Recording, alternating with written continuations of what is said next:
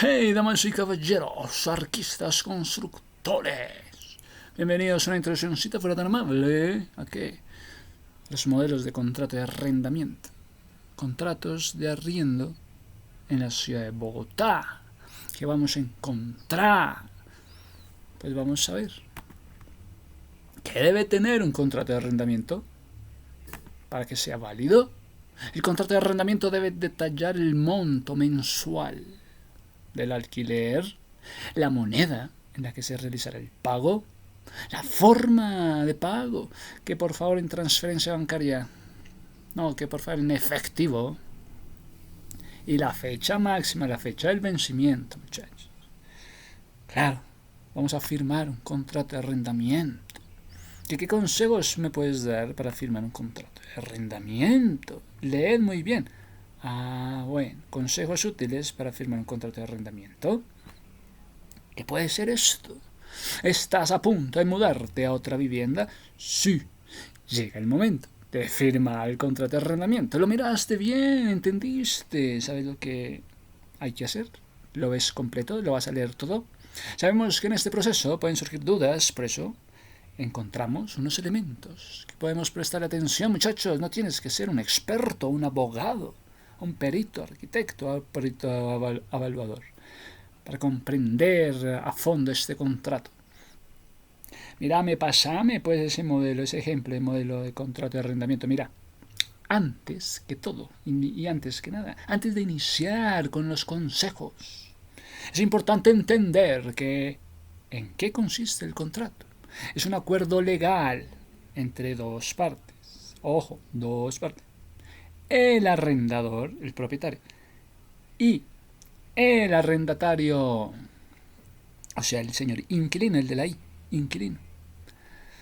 El documento establece los términos y condiciones bajo las cuales el arrendador, el propietario, cede una propiedad al arrendatario, inquilino, a cambio de un pago mensual. En otras palabras, el arrendador es la persona que posee la propiedad, ¿sí? Es el que la alquila, sí. O sea, que posee la propiedad y la alquila. Mientras que el arrendatario, el inquilino, sí, es quien paga para usarla. Estoy pagando para usarla. Ambos tienen el derecho, uno, obligación, dos, específico. ¿Para qué? Que deban ser detallado esto en el contrato, para que se detalle en el contrato. Pero qué elementos esenciales vas a encontrar en el contrato de arrendamiento, muchacho. Para asegurar esto, que el contrato, por favor, cubra todos los aspectos importantes. Es necesario incluir varios elementos. A continuación se detallan los componentes esenciales. ¿Cuáles son? Dígalos de una vez. Un contrato de arrendamiento. Identificación de las partes. Se están identificando, deje ver si el que vende es realmente el propietario. Para hablar esto sobre qué debe tener un contrato de arrendamiento, es primordial entender que éste debe mencionar de manera clara los detalles de ambas partes. Habla detalles del inmueble, detalles del acuerdo que se ha pactado. Oye, que si hablas por favor del detalle del inmueble y del pacto que se acuerda. Entonces, es fundamental que el contrato incluya nombres completos. Primero nombre, segundo nombre, los números de la identificación de ambas partes, así como sus direcciones de contacto. Si es el caso, debe estar la información del fiador o codeudor. ¿Quién es el fiador? ¿Quién es el codeudor? Esto es un respaldo. En caso de que el arrendatario, pues hombre, no cumpla con sus obligaciones. Entonces que vino el fiador, hey señor fiador, venga. El contrato debe describir claramente acerca de la propiedad. Describir la propiedad. Incluye dirección, incluye número de habitaciones, número de baños, superficies, metros cuadrados. Se debe especificar la duración del arrendamiento. Oye, ¿por cuánto tiempo es la duración de este arrendamiento? Duración. Las condiciones para su renovación. ¿Será que hay una renovación automática? ¿O hay una terminación anticipada? ¿Qué pensáis que cuáles son las condiciones? ¿Renovación automática o terminación anticipada? No, pues que renovación automática. Entonces, el contrato de arrendamiento va para una renovación automática. El contrato de arrendamiento debe detallar el monto mensual del alquiler. Monto mensual. La moneda en que se realiza el pago, la forma de pago, transferencia o efectivo y la fecha de vencimiento, la fecha extra. Límite. Se menciona como cuando se pueden realizar ajustes de precios. Hágale ya el ajuste del precio al alquiler, según las leyes locales. Léeme el artículo 20, léeme la ley 820. ¿Quiere que le lea? La ley 820 del 2003. ¿Acaso quiere que le lea la ley 820 del 2003? Pues mire, pues habla sobre qué.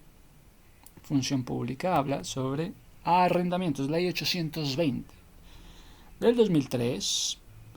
Ay, porque solamente hasta el 2003 vinieron a hablar sobre arrendamientos. Antes no hacían nada. ¿O qué? Se establece, mira, la ejecución del contrato. Se habla de la ejecución del contrato. El arrendador podrá incrementar el canon hasta en una proporción. Aumenta el canon, por favor, arrendador, hasta una superior al 100% del incremento que haya tenido el índice de precios al consumidor en el año anterior al que deba efectuarse. Ah, sí. Contratos de arrendamiento, muchachos. ¿Cuánto tiempo tiene un inquilino para desocupar? ¿Cuánto dicen ustedes? ¿Un año o 6 meses?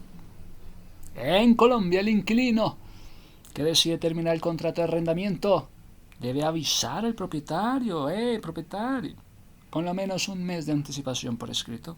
Mira que es por escrito. Un mes anticipado por escrito.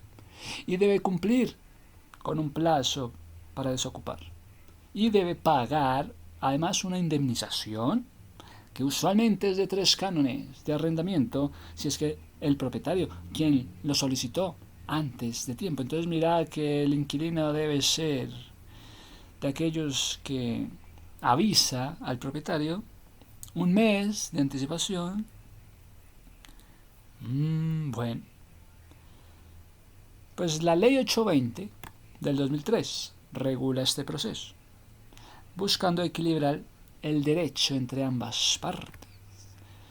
Si el inquilino quiere desocupar el inmueble, debe notificar. Inquilino, debes notificar. Si quieres desocupar el inmueble, el inquilino debe notificar con al menos un mes de anticipación. Mira, por lo menos un mes de anticipación, de antelación. Es que quiero desocupar el inmueble. Un mes de antelación sobre su decisión de terminar el contrato. He decidido terminar el contrato. Debe hacerlo con al menos un mes de antelación. El inquilino también debe pagar una indemnización equivalente a 3 cánones de arrendamiento según estipula la ley 820, la ley 820 del 2003, a menos que haya ocupado la vivienda por 4 años. Entonces, si usted ya ocupó la vivienda por 4 años o más, ¿acaso usted como inquilino ya ha ocupado la vivienda por 4 años? No eran 2 años, no, eran 4. En cuyo caso, la indemnización, esas indemnizaciones que estipula, se reducen a la mitad porque ya llevan 4 años. Ya cumplió con 4 años, entonces las indemnizaciones son más baratas, se reducen a la mitad. Si el propietario quiere que el inquilino desocupe, oye, yo quiero que el inquilino ya me desocupe, ¿qué hubo pues? Te vi. El inmueble, entonces debe avisarle al inquilino la decisión. He tomado la decisión de terminar el contrato, te vi, ¿qué hubo pues? El inquilino tendrá entonces un plazo de 3 meses. Dame 3 meses. Yo aquí no me muevo en menos de 3 meses. ¿Cuántos meses? 3. Para desocupar el inmueble. Tiene 3 meses para desocupar el inmueble, ya se lo dijo. Decisión de terminar el contrato, 3 meses. Para desocupar. El propietario deberá consignar en una entidad autorizada una indemnización equivalente a 3 cánones de arrendamiento para el inquilino. Hey, propietario, por favor, hágame el favor y me consigna en una entidad una indemnización equivalente a 3 cánones de arrendamiento, como le estipula la ley. Hey, usted que me quería sacar, pues 3 meses tengo. Hágame el favor, me consigna en una entidad autorizada una indemnización equivalente a 3 cánones de arrendamiento, como lo estipula la ley. Entonces, ¿qué tenemos? Puntos importantes. La notificación debe ser por escrito. Se recomienda que se haga por medio de un servicio postal. Se debe pagar el arriendo hasta el último día en que dure el contrato de arrendamiento. ¿Hasta cuándo me fue pagado? Hasta el último día se le pagó el arrendamiento. ¿Hasta cuál día? ¡Pum! Se recomienda que tanto propietarios, sí, como inquilinos, sí, dame el favor y consulta la ley 820 del 2003 y o busque asesoría legal por casos particulares y así evita problemas legales. ¿Cuál es la nueva ley que protege al inquilino? Oye, ¿cuál es la ley que protege al inquilino? La ley principal que regula el arrendamiento en Colombia se llama la ley 820 del 2003, que establece los derechos, 1, deberes, 2, tanto de arrendadores como de arrendatarios de vivienda urbana. Esta ley fija límites al precio del alquiler. El precio del alquiler tiene límites. Establece el procedimiento para los aumentos. Se establece un procedimiento para los aumentos anuales. ¿Cuál va a ser el aumento anual?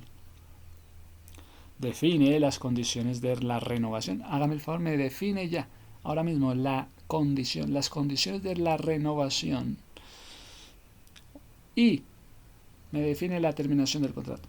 Prohibiendo exigir depósitos en dinero. Se prohíbe depósitos en dinero, cauciones reales para garantizar el cumplimiento. Clave, punto clave, ley 820. Límite al precio del arriendo. Se le pone límite al precio del arriendo.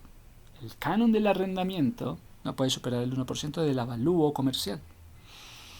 No, el canon del arrendamiento no puede superar el 1% de lo que es el avalúo comercial. Y este avalúo comercial no puede ser mayor. El avalúo comercial no puede ser mayor al avalúo catastral. Obvio, porque el avalúo catastral está pensado en el predial, el impuesto predial. Vamos adelante. ¿Hay un aumento? ¿Será que hay aumentos importantes anualmente? Anualmente han habido aumentos. El incremento del canon del arrendamiento se va a calcular anualmente. ¿Con base a qué? Se calcula con base al índice de precios al consumidor, el IPC. Índice de precios al consumidor. Sigamos, los contratos se renuevan automáticamente por periodos mínimos de 12 meses. Hey, vamos a estar renovando el contrato. ¿Cuánto tiempo? 12 meses. Un año. Se renueva el contrato mínimo un año, salvo aviso de uno de los contratantes con la debida antelación. Vámonos por un año, listo. Prohibición de garantías. No se puede exigir depósitos en dinero o cauciones reales para garantizar el cumplimiento de las obligaciones. Para garantizar el cumplimiento de las obligaciones. No se puede exigir un depósito en dinero. No me exija depósito de dinero. Para garantizar el cumplimiento de las obligaciones del arrendatario. Comprobantes de pago. El arrendador debe entregar un comprobante escrito por cada pago recibido. Oye, me haces el favor y me das un comprobante por escrito de cada pago que te hago, pago recibido. Pago que te hago, pago recibido.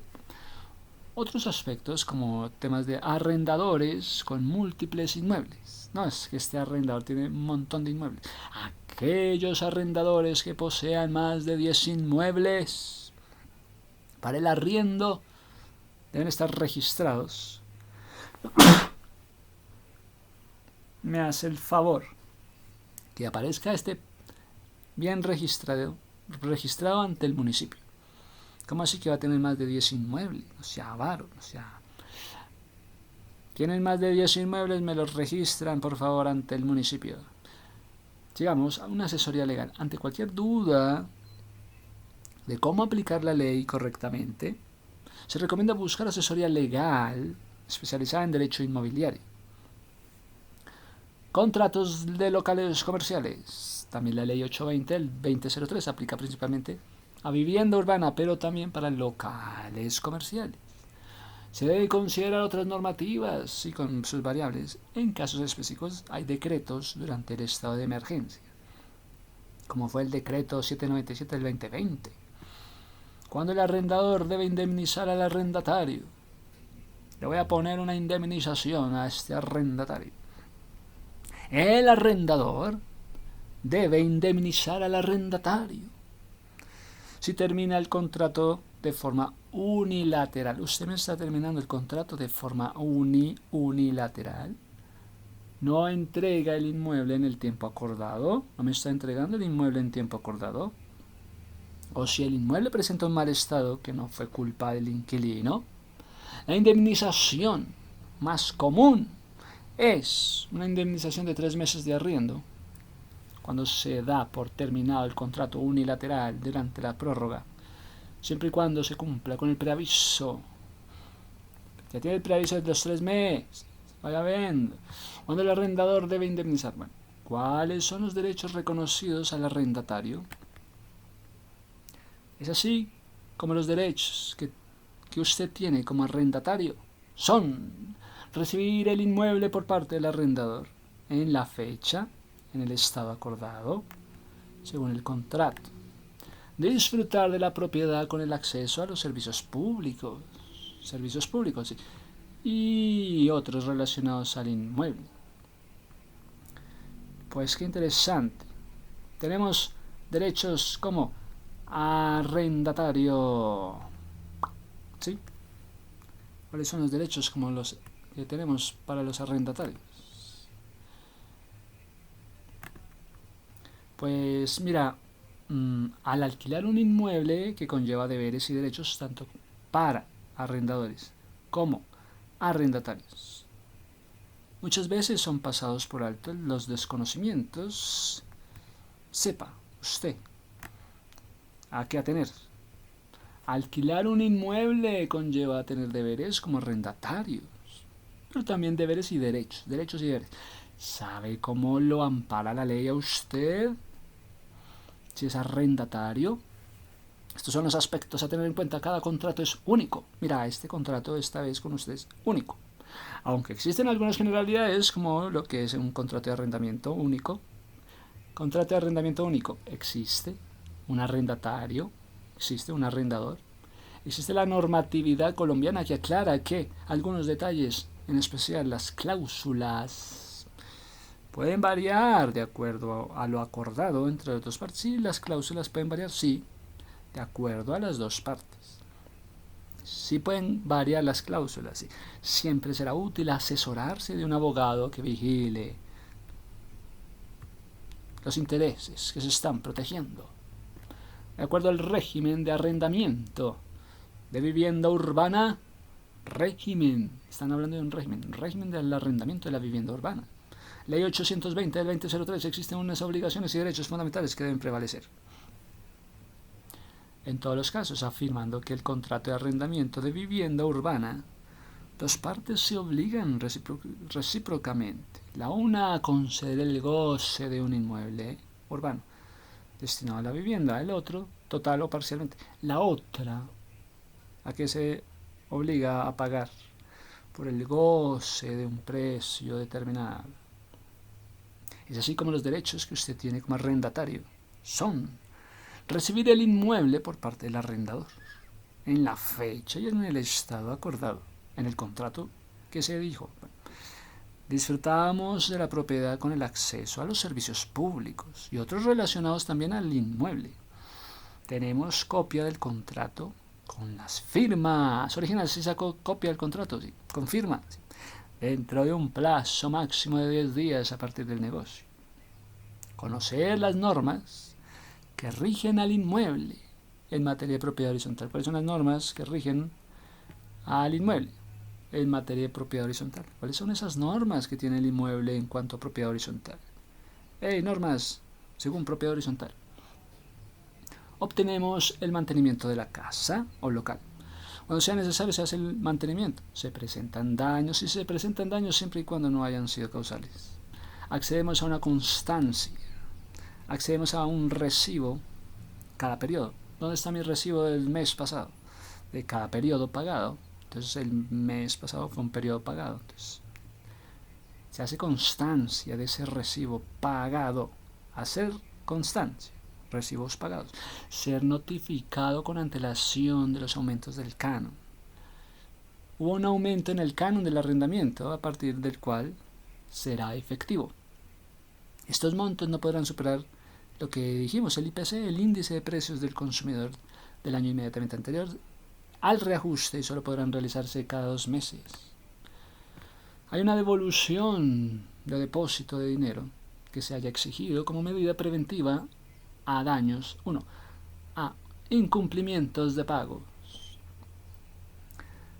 Dar por terminado el contrato en caso de que el arrendador incumpla con la correcta prestación de los servicios o en casos definidos por el artículo 24, ley 820, entre los que se destaca que se presenta una incursión reiterada del arrendador en procederes que afectan el gravamen, afectan gravemente el disfrute cabal del inmueble.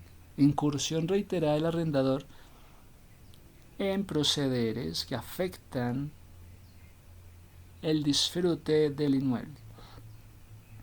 Saber con un mínimo de 3 meses de antelación si el arrendador necesita el inmueble antes de la fecha establecida en el contrato. Asimismo, en estos casos, conforme al artículo 22 de la misma ley, si usted como inquilino cumple con la obligación de la entrega en la fecha acordada, usted como cumplió como inquilino en la fecha, entonces tiene derecho a recibir una indemnización de 3 meses de arrendamiento. Dame mi indemnización de 3 meses de arrendamiento porque te cumplí como inquilino que soy, como buen inquilino. Si está próxima la adquisición de una vivienda, recuerde revisar bien. Una mirada a la nueva ley de compradores de vivienda. Ante la violación de algunos de estos derechos, como el arrendatario no le deje pasar, es posible acudir a un recurso que le permita recibir una respuesta. La conciliación es la vía. Pero en caso de ser posible, le recomendamos solicitar asesoría jurídica para iniciar un proceso en el que el arrendador se le podrá imponer desde sanciones económicas o sanciones administrativas, inclusive hasta procesos judiciales. Una mirada a la nueva ley de la protección a compradores de vivienda. El objetivo, otra ley, 820 no, ley 1796 del año 2016, 1796. Como que se parece al año de la libertad en francés. El 1796 del 2016 comprende 3 aspectos fundamentales para el sector de la construcción. La ley 1796 del 2016, recientemente sancionada por el Ejecutivo, es una iniciativa del Ministerio de Vivienda, Ciudad y Territorio con el fin de fortalecer el marco normativo. Queremos fortalecer marcos normativos regulatorios del sector de construcción. ¿De acuerdo con qué?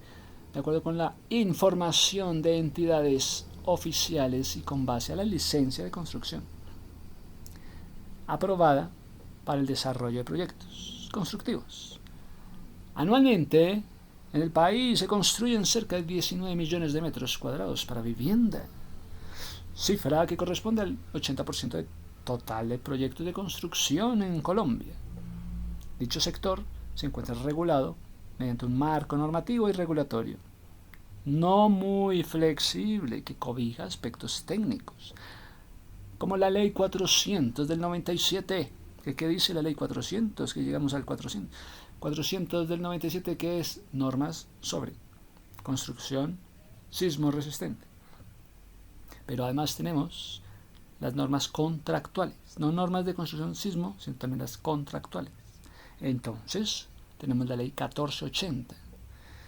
Sí, la ley 1480 del 2011, que es el Estatuto del Consumidor, hablando del consumidor. Estatuto del Consumidor, ley 1480 del 2011. Y urbanísticos, normas urbanísticas, como lo es el decreto 2150. Decreto 2150 del 95. La ley 388. La ley 810. Ahora bien, el objeto de la ley 1796 es comprender tres aspectos fundamentales para el sector. La protección al comprador de vivienda. Segundo, el incremento de la seguridad de la edificación. Se ha incrementado la seguridad en las edificaciones. ¿Sí lo has notado? Ah, bueno. Sí, yo he notado que se ha incrementado la seguridad en las edificaciones. Eso es la ley 1796 desde el 2016. Además, el fortalecimiento de la función pública que ejercen los curadores urbanos. Frente al primer aspecto. ¿Cuál es el primer aspecto? Pues tenemos la protección al comprador de vivienda.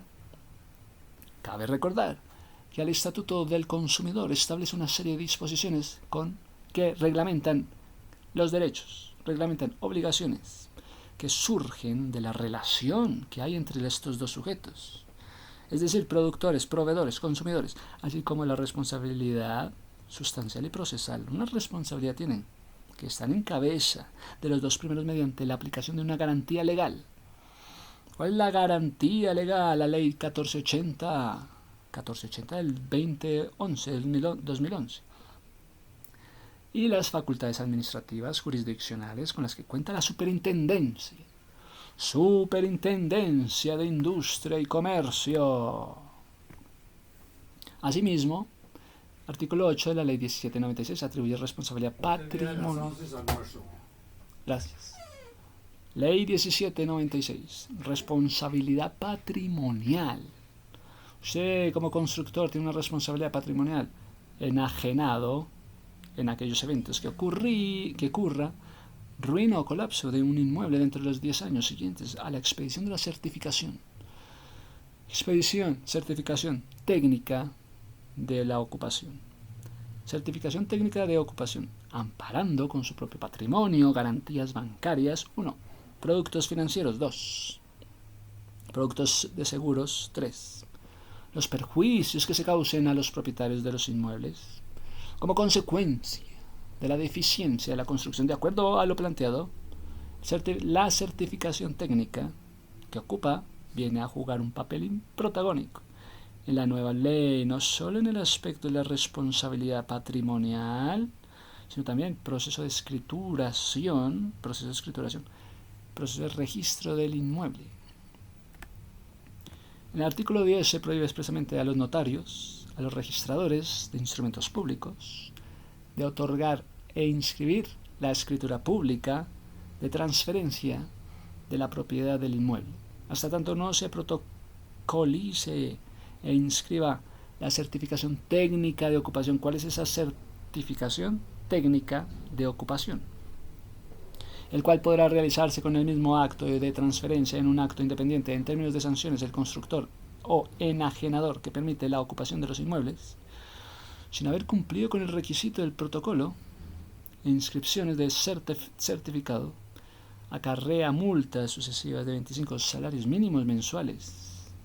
Por otro lado, frente al fortalecimiento de la seguridad de las edificaciones, yo sí lo he notado, la ley establece, se ha crecido, se ha incrementado la seguridad en las edificaciones, es porque la ley ha establecido la obligación de someter el proceso de construcción. ¿A qué? A la supervisión técnica, a la revisión de los diseños estructurales, revisión de diseños estructurales a través de profesionales independientes en la construcción. Hágame el favor y me hace una revisión de diseños estructurales en este año. Revisión de diseños estructurales, sí, es que es un proceso de construcción.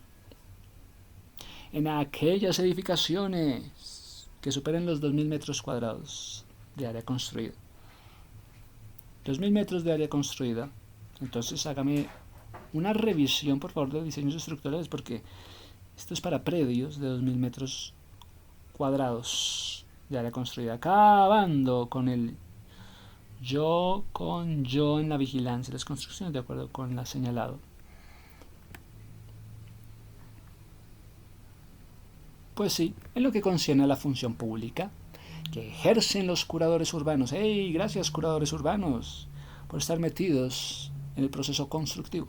La ley busca atacar la deficiencia encontrada en dichos modelos. La ley busca atacar estas deficiencias, imponiendo control en la selección objetiva de los curadores urbanos, estableciendo para tal fin una mayor interrelación entre las autoridades locales. ¿Que dónde están las interrelaciones de las autoridades locales? Hablando de curadores urbanos, el Departamento Administrativo de la Función Pública, Superintendencia de Notaría de Registro en la aplicación del concurso de méritos, posterior designación de curadores urbanos. Que la Superintendencia de Notaría de Registro y el Departamento de Administración de la Función Pública pues designan curadores urbanos en un concurso.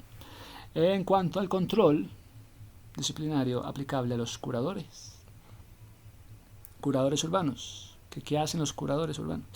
La ley busca ocupar dicho vacío, delegando a la Superintendencia de Notaría y Registro a través de la creación de la Superintendencia Delegada para Curadores Urbanos. La aplicación del Código Disciplinario Único. Tú que eres curador urbano, toma tu código de disciplina. Código Disciplinario Único, Ley 734, Ley 734 del 2002. Usted, curador urbano, no se va a quedar sin su código de disciplina. Así las cosas, se esperan que el marco normativo y regulatorio del sector de construcción se vea fortalecido mediante la expedición de la mencionada ley, acaparando los vacíos de la responsabilidad de constructores en aquellas obras que no cumplan con los mínimos de seguridad. Y así protegemos parte de la relación contractual en la compra de una vivienda. Con la aplicación de este código a los curadores, código único disciplinario, al ejercicio de las funciones de curadores urbanos, se busca sanear la deuda y el vacío que tenía esta normatividad sobre el régimen disciplinario de inhabilidades, 1. Incompatibilidades, 2. En esta materia, lo único que pide el país es la aplicación de la norma para salvaguardar las vidas humanas y patrimonio de la misma, con una participación más activa por parte de las autoridades locales. ¡Ey! Autoridades locales más activos, pues. De la recién creada Superintendencia Delegada. Que la selección de los curadores urbanos se atañen al concurso de méritos. Así evita que un gran número de curadores urbanos actúen por designación excepcional y no por el mecanismo dispuesto por la ley. Gracias, García Vergara y abogados asociados, muchas gracias. Una pregunta, ¿hay alguna norma que proteja al arrendatario que desocupa el inmueble arrendado por compra de vivienda sin un aviso previo al arrendador debido a compra intempestiva? Bueno, muchachos, estamos pendientes. Pues, miren, se menciona cuándo se pueden realizar ajustes en el precio del alquiler.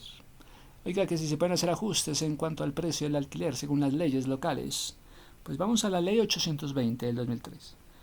Que si se pueden hacer ajustes al precio del alquiler, hay que especificar el monto del depósito. ¿Cuál es el monto? Mira, dame el monto. El monto del depósito de garantía, las condiciones bajo las cuales se devolverá al final del arrendamiento. Las circunstancias que podrán... Sí, ¿cuáles fueron las circunstancias que podrán justificar ese cambio de su retención? Ten presente que un contrato bien estructurado puede prevenir conflictos. Oye, ese buen contrato que vas a hacer va a prevenir conflictos. Digamos que querían cambiar el monto mensual del alquiler. Facilitar la relación con el arrendador. De esta forma entendemos y revisamos cuidadosamente el contrato. Cada elemento del contrato del arrendamiento es crucial. para proteger derechos y deberes y hacer cumplir temas de responsabilidades y condiciones y cláusulas especiales de un contrato de arrendamiento, porque hay consideraciones que son adicionales. Entonces, ¿estás listo para firmar un contrato de arrendamiento? Coméntame.